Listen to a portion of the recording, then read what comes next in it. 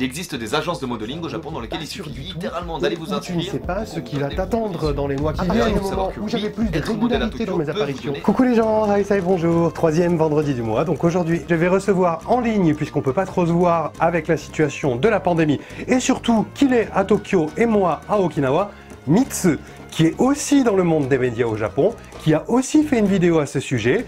Et on va faire une discussion aujourd'hui, ce n'est pas sous une forme d'interview, mais sous forme de discussion, pour parler de nos expériences respectives, de ce qu'on a pensé, de ce qu'on a vécu, et vous le partagez. C'est parti!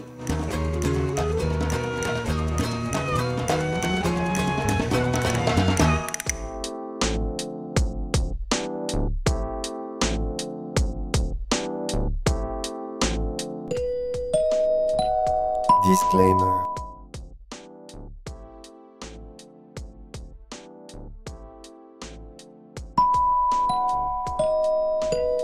Et on est parti. Allez. Salut Mitsu, merci d'être là.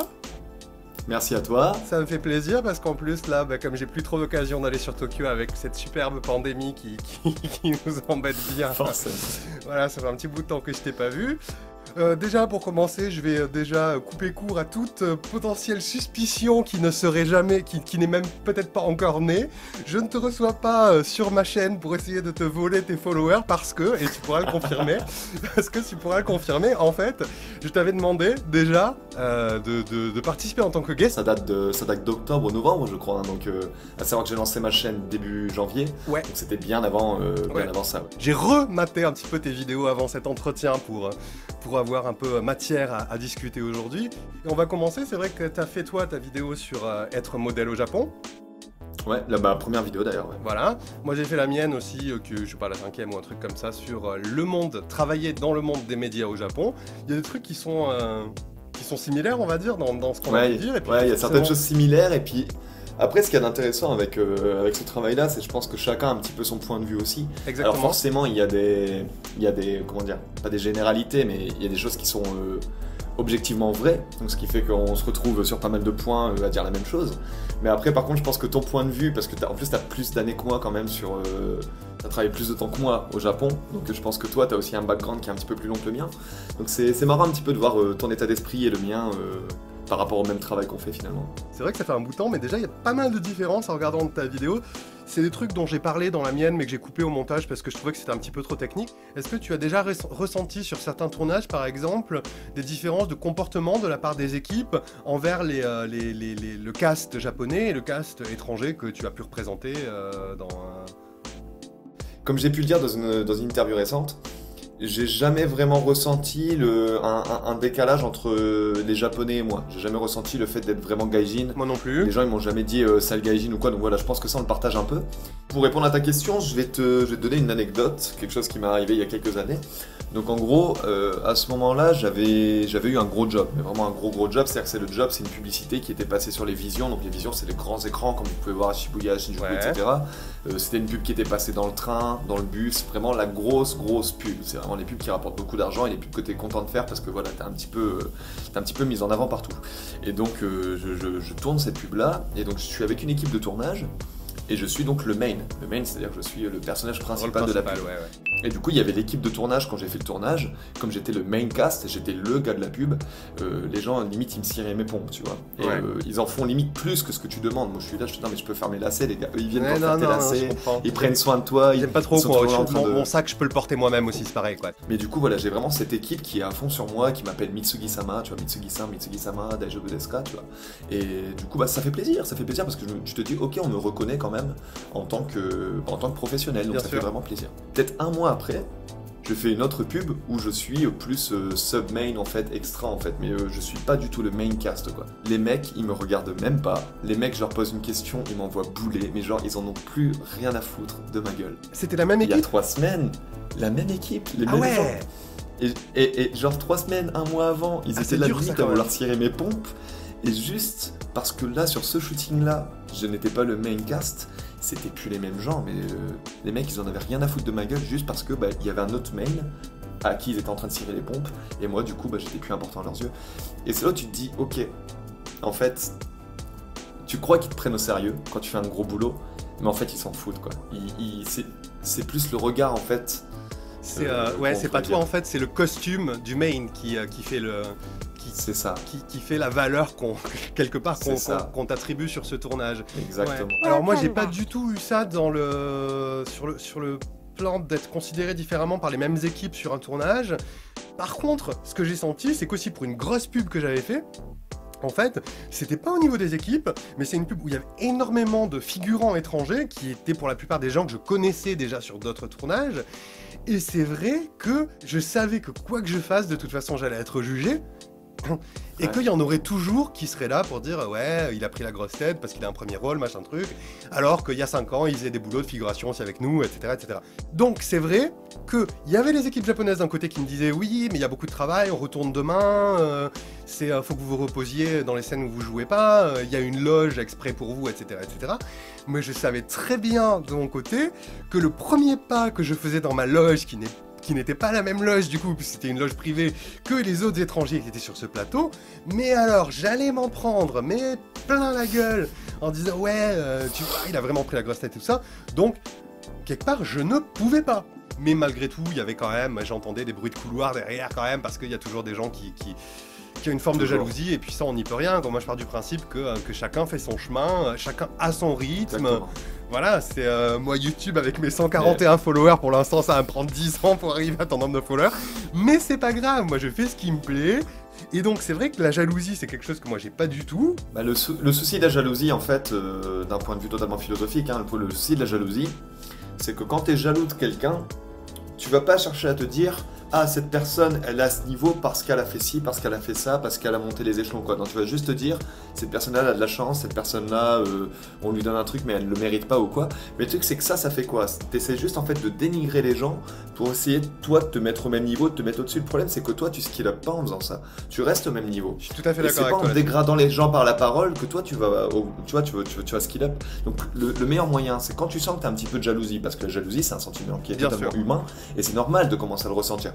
Quand tu sens que tu commences à avoir de la jalousie envers quelqu'un, essaie de te dire ok, tu te poses, tu te recules, tu dis comment ce gars-là en est arrivé où il en est, qu'est-ce qu'il a fait pour en arriver là, est-ce que j'en suis capable? Je considère qu'il n'y a pas forcément besoin de se mettre à l'égal de la personne dont on peut être jaloux, bien sûr. Ou d'essayer de faire pareil, parce que chaque personne étant différente, cette personne a des qualités qu'on n'a pas forcément et qu'on ne pourra jamais égaler, peut-être, malgré les efforts qu'on fait, mais on a en nous aussi, sans doute, d'autres qualités qui sont peut-être dormantes, mais qu'on peut développer et qui peuvent être encore plus, peut-être, avoir un éclat encore plus fort que les qualités autres qu'ont cette personne-là. Donc chacun a ses qualités, mais le truc, et où là je te rejoins, c'est que il faut apprendre dans tous les cas à développer ses propres qualités, que ce soit les mêmes que la personne ou qu'elles soient complètement autres, plutôt que d'essayer d'écraser les autres, parce que ça c'est... Voilà. Donc il y a ce point-là où, effectivement, j'ai pas eu de problème avec les équipes japonaise, mais c'était plutôt la présence d'autres étrangers qui, ne serait-ce que par le fait que tu as un rôle plus important, bah, de toute façon tu vas t'en prendre plein la gueule. Et une autre chose, sur le tournage d'un feuilleton, où en fait il y avait des acteurs enfants aussi, et en fait il y a pas mal de fois où on me parlait, mais comme un gosse, quoi. Et c'était pas un problème linguistique, c'était vraiment pas par peur que je ne comprenne pas le japonais. J'avais trouvé ça super bizarre que, en fait, le statut, entre guillemets, d'étranger soit considéré comme un statut d'enfant, ou quelque part, t'es pas à maturité, quoi. Et ça m'avait, quelque part, j'avais trouvé ça un peu dégradant, surtout, tu sais, quand t'as fait autant d'efforts pour apprendre la langue, pour la maîtriser, pour vraiment arriver à, comme tu le disais toi aussi, ne plus, dans la plupart des cas, être considéré comme un étranger, mais être vraiment considéré à égal. Dans l'ensemble, je vais pas me plaindre, parce que c'est vrai que les 90% des personnes que je pouvais croiser ou que je pouvais côtoyer me considéraient vraiment à leur égal et avaient même oublié que j'étais un gaijin, et donc ça me faisait super plaisir quand ils oublient de... Mais quand tu arrives sur un tournage en tant que professionnel, que tu sais que la personne en face sait que tu maîtrises la langue... En plus, c'est limite c'est un manque de respect quand même. Pourquoi dans sa tête? C'est un manque de respect quand même de te mettre avec les gamins, quoi. Mais j'ai tendance des fois à le ressentir au début. C'est quand tu rencontres du nouveau staff, des gens avec qui t'as pas encore travaillé, des boîtes de prod, etc. Les gens ne te connaissent pas forcément. Et du coup, déjà, ils savent pas si tu parles vraiment bien japonais ou pas. Donc déjà, moi, j'arrive tac au tac. J'essaie vraiment de directement que la première impression que je leur donne, c'est ok, ce mec-là, il parle vraiment bien japonais. On peut avoir une vraie discussion avec lui. Il s'y connaît, tu vois. Et j'essaie au maximum vraiment j'ai beaucoup travaillé là-dessus. Pour avoir vraiment tout ce qui va être les seiyugo, etc. C'est avoir vraiment, même au niveau des mots que j'emploie, tous les mots qui vont faire que ces gens-là, dès qu'ils vont m'entendre, ils vont pas avoir l'impression de faire affaire à un gaijin en fait. Donc moi j'ai vraiment travaillé beaucoup là-dessus, ce qui fait que je l'ai de moins en moins, mais tu peux arriver de temps en temps, ça peut arriver qu'il y ait des gens qui sont vraiment... pour eux c'est gaijin égale non il ne sait pas parler japonais ou quoi que ce soit, et tu peux toi leur parler autant que tu veux, ils vont vraiment rester en mode Daijoubu desu ka, tu ne parles pas comme ça. Mais ouais, non mais je comprends. Ça peut arriver, mais c'est très rare dans mon cas. C'est un petit peu pareil, mais c'était d'autant plus frustrant parce que c'est un feuilleton qui a duré très très très longtemps, plusieurs mois quoi, donc elle avait eu le temps quand même d'appréhender. Après effectivement il y a peut-être une question de différence de personnalité entre guillemets, de présentation, de la façon dont t'es ressenti. C'est vrai que moi je suis peut-être plus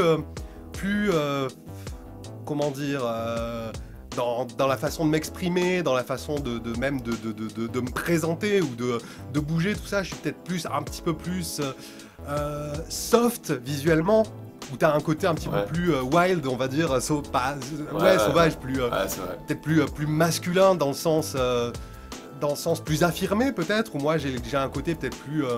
C'est vrai que quand t'arrives déjà avec une image plus comme ça, plus douce, plus lisse et tout ça, c'est plus facile pour certaines personnes de te prendre un petit peu de haut. Parce que ils ont l'impression qu'en face ils ont un mec gentil, que de toute façon il va jamais la ramener, il va jamais répondre, et donc c'est vrai que ça attise un peu parfois ce type de personnalité qui a un besoin de supériorité et qui a besoin de prendre d'autres personnes de haut, mais ça reste quand même très très rare, et c'est vrai qu'on est quand même toujours très très bien traité en général sur les plateaux, quoi. Il n'y a rien à redire là-dessus. Oui. Pour en rester un petit peu dans ce thème-là, c'est que, voilà, ce que je disais tout à l'heure, c'est que ça fait longtemps que je parle japonais, c'est pareil pour toi, je pense qu'on a atteint aujourd'hui un niveau où on parle quand même couramment japonais, mais il y a beaucoup de fois où sur des auditions ou sur des jobs, en fait, on m'a littéralement remballé parce que pour eux, je parlais limite trop bien japonais ou quoi. Ouais, ça m'est arrivé aussi, ouais. Après je peux comprendre parfois le pourquoi, c'est que si eux vraiment l'image qu'ils ont, c'est vraiment l'image d'un étranger qui parle pas japonais, je peux comprendre. Mais moi j'aimerais voir un peu plus derrière, j'aimerais aller chercher un peu plus loin, je me dis pourquoi encore aujourd'hui finalement la seule image du gaijin qui évolue, c'est l'image du gaijin qui ne sait pas parler japonais. Ouais. Tu vois. Et je me dis, moi j'aimerais bien en fait qu'à ce niveau-là, on continue d'évoluer, qu'on arrive vraiment au prochain step où là on voit de plus en plus de talento par exemple, avec des têtes de gaijin mais qui parlent couramment japonais, des gens qui sont nés ici, des rafs, etc. Je me dis voilà, est-ce que ce serait pas intéressant qu'au bout d'un moment, que ce soit pour les télévisions ou quoi, qu'on nous dise ok, bah ce gars-là sait parler japonais, laissons-lui sa chance. C'est vrai qu'étonnamment, c'est très présent, je dirais même plus présent, étonnamment, alors que c'est censé être un milieu qui est très avancé, dans les médias, je trouve, cette représentation de l'image. Et c'est pas uniquement vrai, je dirais, pour les gaikokujin par exemple. Hein. Prenons par exemple la communauté LGBT, dans les médias, quelle est la représentation au Japon? Tu as vraiment des drag queens, des okama, des one, et j'ai jamais vu dans les médias japonais des personnes LGBT, on va dire, qui vivent normalement, qui sont pas excentriques. Et je veux dire, ouais, il y a quand même pas mal d'acteurs comme ça qui, dès qu'ils ont dit qu'ils étaient gays, dès qu'ils ont fait leur coming out, ils ont quand même été pas mal coupés. Et tu sens que voilà, si jamais t'es LGBT, il faut forcément que tu sois un peu dans l'extrême, et c'est dommage quoi. C'est pareil pour les gaijin, il faut que ce soit les gaijin qui parlent un japonais. À couper une vache en morceaux avec du fil à beurre, je sais pas d'où vient cette expression, mais voilà, c'est pas grave. D'ailleurs, si je peux me permettre, une des premières vidéos que j'avais fait avec Louis, c'était donc sur les LGBT, et dedans il y a Chris, que tu connais très bien, Chris McCombs, qui était dedans, je l'ai vu, etc. Voilà, et je pense que voilà, si jamais les gens sont intéressés, n'hésitez pas à voir cette vidéo, parce que on a vraiment le point de vue aussi, voilà, de Chris qui a subi pas mal de choses aussi. Je mettrai le lien. Étonnamment, comme je le disais, l'univers des médias, pour lequel on a pourtant une image d'être assez avancé sur le plan social, reste quand même dans des stéréotypes concernant certaines minorités, on va dire, qui est parfois assez sans doute que les gens ont cette image-là, donc on va rester dans cette image-là pour pas les contrarier, parce que c'est plus rassurant pour les gens de voir c'est exactement ça. Ce qu'ils connaissent déjà. Mais je suis même pas sûr que c'est la façon majoritaire que l'image majoritaire que les gens ont. C'est l'image qu'ont les médias de l'image majoritaire que les gens peuvent avoir. Exactement. Et je pense que là, il y a vraiment un décalage dont les médias japonais n'ont pas encore pris conscience et qui s'améliore petit à petit, mais qu'il faut, je pense, travailler dans les... Mais ça, de toute façon, ça va évoluer dans le temps. Pourquoi ? Parce qu'aujourd'hui, en fait, ça vient d'une seule chose, ça vient du fait que les gens qui gèrent les chaînes de télévision, c'est des gens qui ont un certain âge et qui ont encore, du coup, un petit peu une vision passée de tout ça. C'est vrai. Et quand ces gens-là, ils vont partir à la retraite et que c'est des gens plus de notre génération qui vont prendre la place de ces gens-là, il y a beaucoup de choses qui vont évoluer. Donc là, je pense que dans les 10 prochaines années, moi, je vois en fait déjà en 10 ans, toi, en 20 ans, tu peux le voir encore plus, mais moi, déjà en 10 ans, je vois vraiment le Japon, l'univers un petit peu, l'entertainment au Japon d'il y a 10 ans et de maintenant qui a pas mal évolué. Je me dis, dans 10 ans, ça va encore beaucoup évoluer. Oui, bien sûr. En 20 ans, c'est vrai que... C'est vrai que ça a déjà beaucoup évolué. Puisque tu parles de l'avenir et que c'est un thème que moi j'ai abordé dans ma vidéo et que tu n'as peut-être pas abordé dans la tienne, en tout cas je ne l'ai pas vu, peut-être que tu comptes l'aborder, comment tu vois ta carrière dans les années à venir? Comment tu penses que ça peut continuer? Comment tu penses que ça peut évoluer au Japon? C'est vraiment... alors certes, j'ai envie de faire beaucoup plus de tournages dans des dramas, des films, vraiment essayer un petit peu de plus en plus de se diriger vers ce qu'on va appeler Talento Katsudo, donc une carrière plus de talento, dans le sens où, voilà, moi aujourd'hui, je fais de la réalisation, je fais de la musique, je fais pas mal de choses comme ça, j'ai fait beaucoup de reportages aussi, j'ai fait des reportages pour Fuji Télé, etc. Et moi aujourd'hui, c'est un des boulots qui me plaît le plus en fait. Et tout ce qui va être un petit peu plus fashion, etc., j'en fais plus trop. Je pense que j'ai plus l'âge. Il y a des jeunes qui sont beaucoup plus capables et qui aiment faire ça. Donc moi, je leur laisse ces boulots-là. J'en fais plus trop. Et j'aimerais me diriger de plus en plus vers un petit peu ce côté-là au niveau de la télévision. Si je peux faire plus de reportages, si je peux...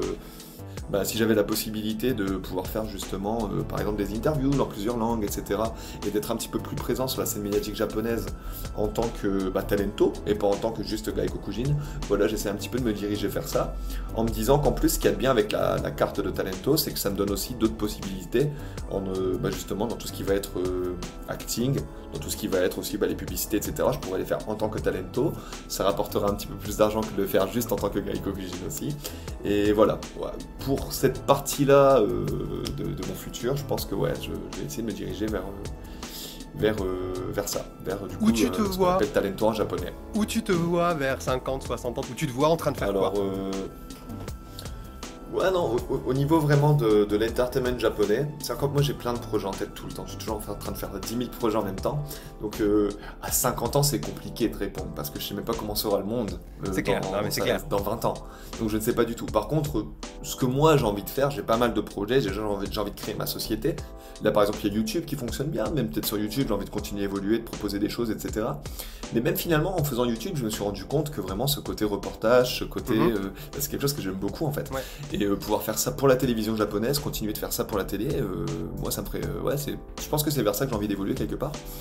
Donc à 50 ans, je me dis voilà, si d'ici là les mentalités ont changé et qu'on me laisse par exemple la possibilité à un Gaikokujin d'être host pour une émission, que ce soit vraiment son émission à lui, comme il peut y avoir aujourd'hui des talentos qui ont leur propre émission, moi je me dis voilà, à 50 ans, si je pouvais avoir mon émission à moi, ça pourrait être vachement cool, quoi. Donc c'est un de mes buts, un de mes rêves. Ça c'est le truc qui est comme l'émission que je fais à Okinawa, là, qui est mon émission, qui dure depuis 5 ans, j'espère qu'on va continuer une 6e année là, à partir d'avril, puisque c'est la saison des renouvellements, normalement ça devrait continuer, mais c'est le truc c'est ultra rare quoi, une émission où le host est effectivement étranger, et je pense que ça a été possible déjà parce que c'est en local, d'une part, et d'autre part, parce que c'est Okinawa, et qu'Okinawa, comme je l'ai expliqué dans une de mes dernières vidéos, c'est quand même une mentalité qui est très très ouverte, parce que depuis longtemps, ils ont quand même eu beaucoup d'échanges avec l'étranger. C'est vrai que c'est ultra. Du coup, je me dis que voilà, peut-être ça sera pas moi, peut-être ce sera quelqu'un d'autre, etc. Mais j'aimerais au moins faire partie de la génération qui amènerait peut-être ce renouveau. Tu vois, ça pourrait être cool si que ce soit moi ou quelqu'un d'autre, tu vois, mais pouvoir faire partie de cette génération où on pourrait peut-être être les premiers Gaikokujin à qui justement on propose ce genre d'émissions, etc. Voilà, je me dis si avec la génération de laquelle je fais partie, on peut changer un petit peu tout ça, bah voilà, moi ça me ferait plaisir, je me dis, d'être un petit peu acteur de cette évolution. C'est un peu ce à quoi j'ai essayé de travailler depuis mon arrivée au Japon, et j'espère que une petite partie des efforts que j'ai essayé de faire les 10 premières années ont contribué à faciliter aussi tes 10 premières années et celles des autres, et moi et bien sûr tous les autres qui étaient là, sans aller jusqu'à ce que tu feras dans 20 ans, dans 30 ans, à 50, 60 ans. J'espère que bien avant ça, tu auras justement l'occasion de venir à Okinawa pour qu'on fasse déjà une petite vidéo ensemble, non pas en remote comme ça, toute pixelisée, mais vraiment, voilà. Et puis aussi faire des reportages sur Okinawa, parce que c'est vrai que c'est un endroit qui est vraiment super. Mais j'ai dit un truc, ça fait 10 ans que j'habite au Japon, je ne suis jamais allé à Okinawa. Donc, mais maintenant que j'ai mon grand appart avec plein de chambres, bon, j'en ai pas 50 non plus, mais avec quelques chambres, et où je peux recevoir enfin, où je suis sorti des 16 mètres carrés quasiment dans lesquels j'ai toujours habité jusque-là. Là, oui, effectivement, je peux recevoir, donc ce sera avec plaisir quand la situation sera bien calmée et qu'on pourra un petit peu... Moi, je suis content de faire cette émission là aujourd'hui avec toi, parce que t'es quand même la première personne que j'ai vue quand je suis allé toquer chez Freewave en leur disant, les gars, voilà, C'est vrai. T'es la personne aussi qui m'a accepté, littéralement qui m'a dit, ok, c'est bon, on te file un contrat, tu vois, on te file un contrat d'exclusivité. Et du coup, à l'époque où j'ai tapé chez Freewave en disant, salut les gars, j'ai envie d'avoir un contrat d'exclusivité avec quelqu'un et j'aime bien votre agence. Comme on était deux Français, c'est avec toi que j'ai eu à discuter. Et je me rappellerai toujours, en fait, cette conversation, on a parlé pendant 30-40 minutes, un petit peu chacun de nos parcours, et où tu m'as dit, mec, j'ai l'impression de me voir 10 ans en arrière, etc. Et non, mais ça, je m'en rappellerai, parce qu'en fait, à ce moment-là, vraiment, tu m'as donné beaucoup d'espoir. Et c'est un petit peu justement en écoutant ton parcours, en voyant que toi, bah, tu évoluais vraiment dans ce milieu-là, je me suis dit, ok, peut-être que j'ai vraiment ma place là-dedans, parce que j'étais un petit peu dans une période où je me disais, voilà, est-ce que vraiment lâcher tous les petits boulots, lâcher tout ça pour faire que de l'entertainment, est-ce que vraiment j'en ai capable, etc. Et c'est un peu grâce à toi que je suis là où je suis aujourd'hui, donc voilà, je voulais un petit peu profiter de cette émission pour te remercier à nouveau. Eh ben merci, ça me fait super plaisir, tu vois, je ne m'attendais pas à ce que tu me fasses une aussi belle déclaration aujourd'hui, en tout cas ça me touche beaucoup, et je suis content en plus d'avoir fait ça, d'avoir aussi une expérience qui m'a permis de faire ressentir ça à des corails, comme on dit, hein, qui sont arrivés à la génération suivante, et que j'ai pu apporter quelque chose Non mais complètement, je veux dire, ton parcours me fascine toujours, et t'es un de mes exemples. Non mais voilà. n'en fais pas trop quand même, En plus j'ai pas l'habitude qu'on m'encense autant que ça là, donc je commence à être gêné là, on va en rester là. Non mais en tout cas ça me fait super plaisir. Et donc toi à ton tour, est-ce que tu as un message pour les Korai Tachi qui arriveront pour finir? Abonnez-vous à ma chaîne. À la mienne aussi, pour l'instant j'en ai plus besoin que toi encore, hein. Bien sûr. Non, mais ce que je voulais dire, c'est surtout, peu importe que ce soit dans le milieu de l'entertainment ou un autre milieu, en fait, je pense que n'importe quel milieu, quand vous avez un rêve et que vous décidez de le suivre, il va vous arriver plein de merde. Il va vous arriver beaucoup plus d'emmerdes que si vous choisissez la facilité à faire un petit boulot, etc. Si vous avez vraiment envie de faire quelque chose, sachez que voilà, ça va être très compliqué pour vous, mais c'est en lâchant pas que vous allez avoir des opportunités en fait qui vont vous servir à jamais. Et voilà, il faut pas avoir peur en fait de tomber plein de fois, ça arrive à tout le monde, et au contraire c'est quand on tombe qu'on se relève, et c'est à force de se relever qu'on devient de plus en plus fort. On apprend de nos défaites, on apprend de nos erreurs, et voilà, si jamais votre but c'est par exemple de devenir acteur à Tokyo ou d'être dans le milieu entertainment à Tokyo, dites-vous bien que chaque boulot que vous allez faire va vous servir. Essayez de prendre au maximum d'expérience de n'importe quel boulot que vous allez faire, et essayez par la suite d'essayer de vous dire ok, ce boulot là, est-ce que j'en ai besoin, est-ce que ça va me servir ou pas, et vous allez voir que voilà, si jamais vous êtes vraiment des niaques, si vous vous donnez à fond, ça va forcément déboucher sur quelque chose. Et pour finir, du coup, je vous souhaite juste bonne chance à tous, et n'hésitez pas, que ce soit à Vincent ou à moi, de nous poser des questions si vous avez la moindre interrogation sur le milieu ou sur la vie au Japon, ce que vous voulez. On a tous les deux des formats auxquels on répond à vos questions, donc n'hésitez pas dans les commentaires, on est là pour ça. Famitsu, merci encore pour ton temps, en tout cas, d'avoir répondu à toutes ces questions. Je pense que ça a apporté un complément à nos vidéos respectives déjà, et puis ça m'a fait super plaisir aussi. Donc j'espère que la prochaine fois qu'on fera un truc YouTube ensemble, ce sera à Okinawa. Et puis voilà, je te dis à très bientôt sur ta chaîne, sur ma chaîne, on ne sait pas. Allez, je te fais des gros bisous. Merci, à plus. À plus. Du coup, merci à tous d'avoir regardé la vidéo, j'espère vraiment qu'elle vous a plu. Moi, ça m'a fait super plaisir que Vincent m'invite sur sa chaîne. Donc voilà, n'oubliez pas le like, le partage, l'abonnement, vous savez quoi faire. Et on se revoit bientôt sur la chaîne de Vincent ou sur la mienne. Bye.